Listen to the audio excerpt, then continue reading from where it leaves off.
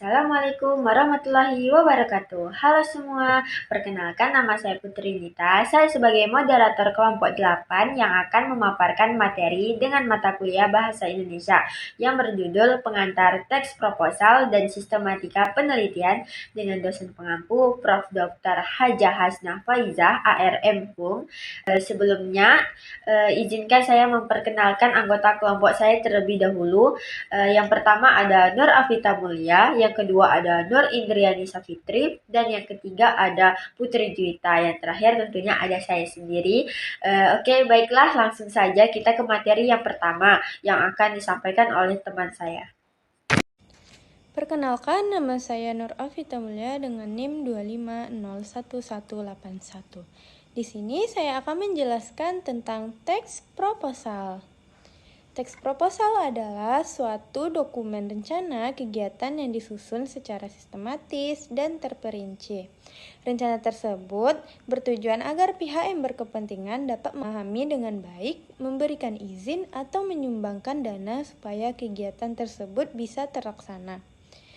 Ciri-ciri proposal yang baik yaitu singkat, padat, jelas, logis, sistematis, dan meyakinkan.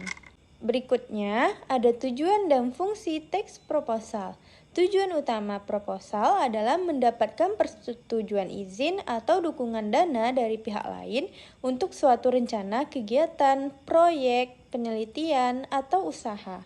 Fungsi proposal adalah menguraikan secara rinci dan sistematis rencana yang akan dilaksanakan, memberikan informasi detail mengenai kegiatan yang diusulkan, dan menjadi dasar untuk melakukan penilaian kelayakan serta mengajak pihak lain untuk berkolaborasi. Nah, materi selanjutnya akan disampaikan oleh teman saya. Berdasarkan tujuannya, teks proposal dibagi menjadi beberapa jenis. Yang pertama yaitu proposal kegiatan, mengusulkan acara atau kegiatan seperti seminar, bakti sosial, atau pameran seni. Yang kedua, proposal proyek, yaitu mengusulkan pembangunan atau pengembangan suatu proyek, misalnya pembangunan gedung atau sistem informasi.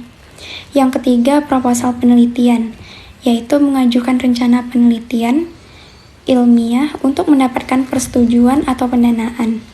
Jenis ini sering digunakan dalam dunia akademis. Yang terakhir yaitu proposal bisnis. Proposal ini berisi tentang tujuan bisnis seperti proposal mendirikan usaha, proposal kerjasama antar perusahaan tersebut.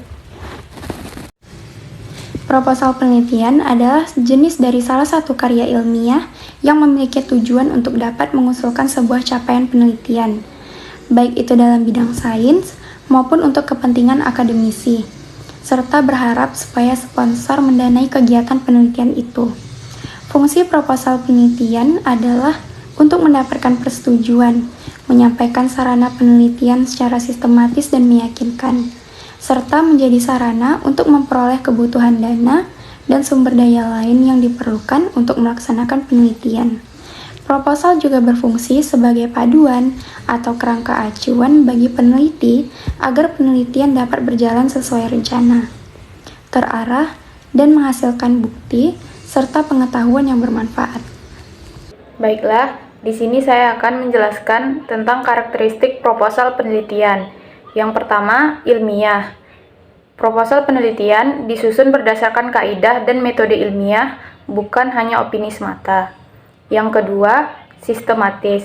Proposal penelitian tersusun dengan urutan yang logis. Yang ketiga, jelas dan spesifik. Masalah penelitian, tujuan, dan metode dijelaskan secara rinci. Yang keempat, objektif. Isi proposal berdasarkan fakta dan teori. Yang kelima, relevan. Topik yang diajukan harus sesuai dengan bidang ilmu atau kebutuhan nyata. Yang keenam, fleksibel. Meski terstruktur, proposal masih bisa disesuaikan jika ada kondisi lapangan yang berbeda dari rencana awal. Yang ketujuh, bermanfaat. Hasil penelitian yang direncanakan memiliki kontribusi baik secara teoretis maupun praktis. Yang kedelapan, logis dan rasional. Setiap bagian saling berhubungan dan dapat diterima akal sehat. 9. Terukur. Tujuan penelitian dapat dicapai dengan indikator yang jelas dan bisa dievaluasi. Yang ke-10, lengkap, mencakup semua komponen penting.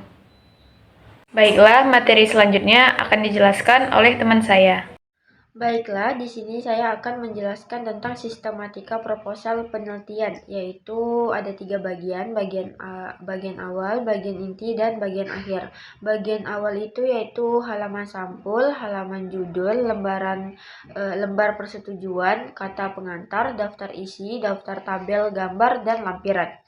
Bagian inti itu ada 3 bab, yaitu bab 1, bab 2, dan bab 3, yaitu yang pertama bab 1 pendahuluan, yang pertama latar belakang, yang kedua rumusan masalah, yang ketiga tujuan penelitian, yang keempat manfaat penelitian.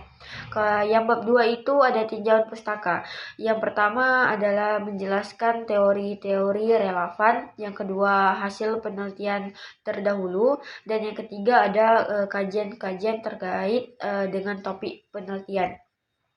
Dan bab 3 yaitu ada metodologi penelitian. Metode penelitian memaparkan pendekatan, misal kualitatif atau kuantitatif yang akan digunakan. Yang kedua ada teknik pengumpulan data, yaitu menjelaskan cara mengumpulkan data seperti wawancara, observasi, atau kuesioner. Yang ketiga itu ada analisis data, yaitu menjelaskan bagaimana data akan diolah dan dianalisis. Yang ketiga yaitu adalah bagian akhir. Bagian akhir itu yang pertama ada jadwal penelitian, yaitu rencana waktu pelaksanaan penelitian untuk setiap tahapannya. Yang kedua yaitu ada daftar pustaka yang mendaftar semua sumber yang akan dirujuk dalam proposal. Dan yang terakhir yaitu ada lampiran, itu jika ada ya teman-teman, yang berisi dokumen pendukung seperti instrumen penelitian atau data pendukung. Oke, sekian dari kelompok kami. Kami mengucapkan terima kasih.